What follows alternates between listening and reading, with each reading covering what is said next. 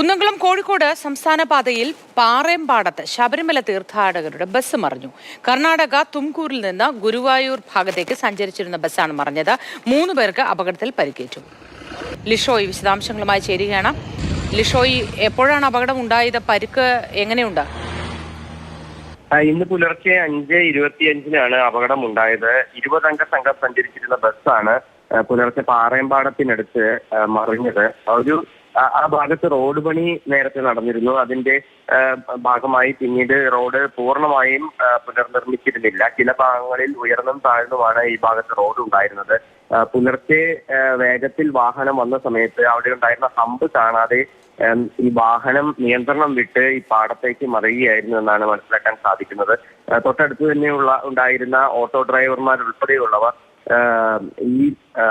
ഈ സ്ഥലത്ത് ഓടിയെത്തുകയും ഈ വാഹനത്തിൽ ഉണ്ടായിരുന്നവരെ മുൻഭാഗത്തെ ചില്ല് തകർത്ത് ഉള്ളിൽ നിന്ന് പുറത്തേക്ക് രക്ഷിക്കുകയുമായിരുന്നു. 3 പേർക്കാണ് പരിക്കേറ്റിട്ടുള്ളത്. അവരുടെ പരിക്കുകൾ ഗുരുതരമല്ല. അവരെ കുന്നംകുളം താലൂക്ക് ആശുപത്രിയിലേക്കാണ് പ്രവേശിപ്പിച്ചിരിക്കുന്നത്. നിലവിൽ ഇവർക്ക് പോകാനായുള്ള വാഹന സൗകര്യം ഏർപ്പെടുത്തുന്നതിന് വേണ്ടിയുള്ള ക്രമീകരണങ്ങൾ തയ്യാറാക്കിക്കൊണ്ടിരിക്കുകയാണ്. അതിനോടൊപ്പം തന്നെ ഗുരുവായൂരിലേക്ക് പോവുകയാണ്. അതായത് ശബരിമല ദർശനത്തിന് വരുന്ന അയ്യപ്പ ഭക്തർ ഗുരുവായൂരിലേക്ക് വന്ന് അതിനുശേഷം ശബരിമലയിലേക്ക് പോകാനായി ഉള്ള ഒരു പദ്ധതിയായിരുന്നു. ആ ഭാഗത്ത്, അതായത് കുന്നംകുളം ഭാഗത്ത് നിന്ന് ഗുരുവായൂർ റോഡിലേക്ക് തിരിയുന്നതിന് മുൻപായാണ് ഈ അപകടം ഉണ്ടായത്. ശരി ലിഷോയ്.